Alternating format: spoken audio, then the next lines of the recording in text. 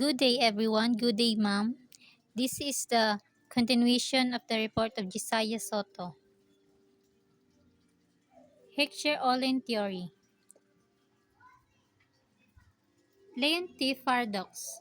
The Leontief paradox is an economic finding by Wassily Leontief showing that the United States, a capital-rich country, exported more labor-intensive goods and imported more capital-intensive goods, which contradicted the predictions of the Heckscher-Ohlin theory.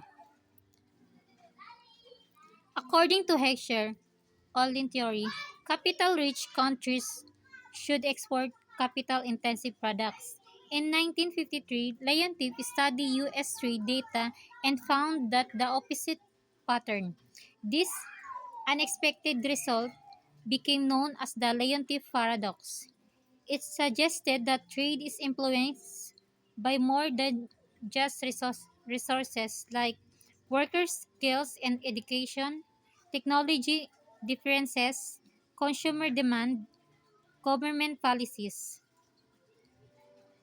Ang Leontief paradox is a study by Wassily Leontief nga nagtest sa Heckscher-Ohlin theory gamit ang US trade data. According sa theory, ang United States kay daghan man sila og capital, dapat mag-export og capital intensive goods.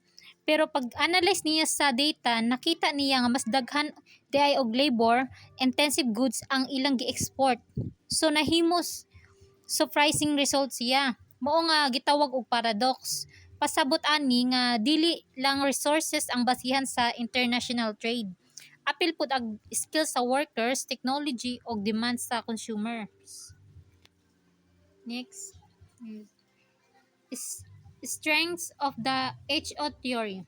Strengths of the Heckscher-Ohlin theory refer to the advantages of the trade model developed by Elie Heckscher and Bertil Ohlin, which explain how countries benefit from trade by specializing in goods that use their abundant resources efficiently.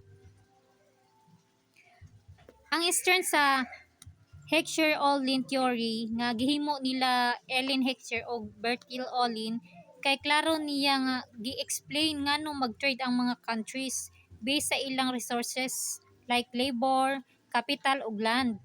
Tungod ani mas makasabot ta nga ang countries mag-specialize sa goods nga dali nila ma-produce.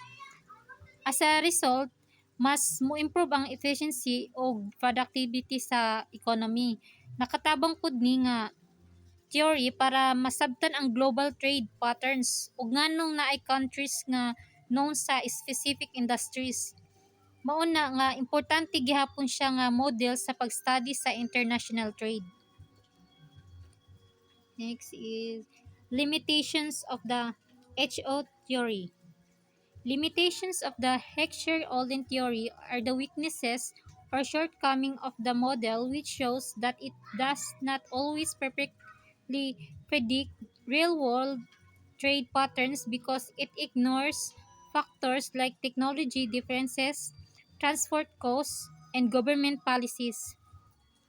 Ang Heckscher-Ohlin theory maayo sa pagsabot sa trade base sa resources, pero naa siya'y limitations. Dili niya gi-consider ang differences sa technology, transport cost og sa government policy. Usahay dili pud niya matagna ang trade patterns sa modern economy kay naay effect ang skills sa workers, innovation ug consumer preferences.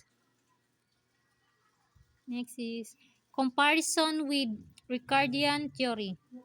Comparison with Ricardian theory highlights the difference between David Ricardo's model of trade and the Heckscher-Ohlin theory. Ricardo's theory focuses on differences in labor productivity, while the HO theory focuses on differences in factor endowment such as labor, capital, and land. Ang Ricardian theory ni David Ricardo nag-explain sa trade base sa kinsa ang mas efficient sa production. Basically, labor productivity ang focus. Sa Heckscher-Ohlin theory, ang trade base sa abundant resources sa country like labor, capital, ug land. Pananglitan sa Ricardo, kung ang usa ka country mas paspas makahimo og clout kaysa sa lain, mag-trade sila bisan gamay ra ang resources. Sa HO, mag-specialize ang country sa goods nga gamit kaayo ang ilang abundant resources. In short, Ricardo equal to efficiency, while HO resource abundance.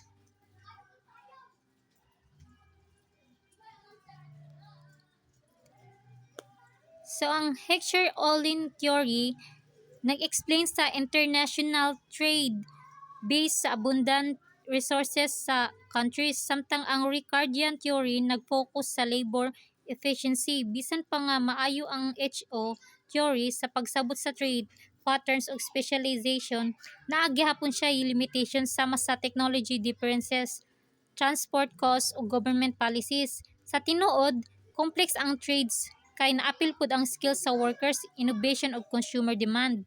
Pero together, makatabang ni nga masabtan nato nganong mag-trade ang countries ug unsay rason sa ilang specialization. Mao ra to akong report. Thank you.